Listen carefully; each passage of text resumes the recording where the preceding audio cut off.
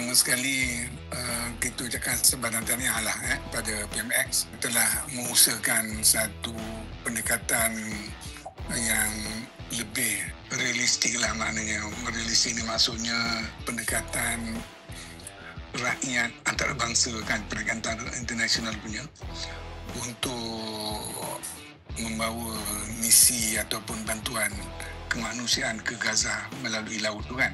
Kita mengharapkan semua pihak, khususnya rakyat Malaysia, sama-sama mendoakan kesejahteraan peserta-peserta yang menyertai program pembinaan pergi dan pulang dengan selamat. Yang keduanya, kita mengucapkan terima kasih kepada Perdana Menteri yang tidak pernah mengenepikan isu sejagat, khususnya masyarakat di Gaza, bukan sahaja kerana sebagai pemimpin negara Islam dan bukan sahaja untuk membantu masyarakat Palestin yang beragama Islam, tetapi untuk menunjukkan kepada dunia bahawa itulah keterbukaan pemimpin yang melihat bahawa kekejaman yang dilakukan luar batas kemanusiaan bagi negara-negara yang dianggap sebagai negara demokrasi.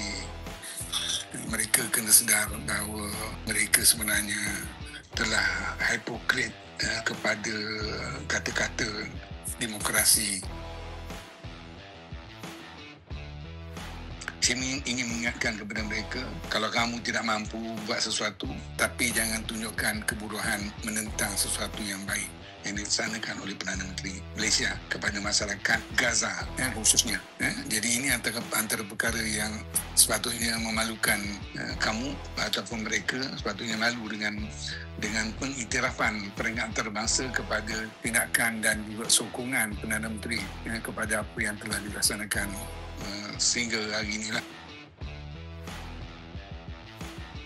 Jadi saya menyeru dan mengajak kepada rakyat Malaysia supaya sama-sama kita mendoakan negara kita berada dalam keadaan selamat. Pemimpin-pemimpin kita juga walaupun dalam keadaan tegas menyatakan sokongan kepada rakyat Palestin yang ditindas dan menyatakan bantahan keras kepada Israel dan sekutu-sekutunya. Kita mengharapkan pemimpin kita selamat daripada sebarang malapetaka yang tidak diingini, dan kita mengajak rakyat sama-sama mengulurkan bantuan selain daripada doa sebagai tanda simpati kepada rakyat Palestin.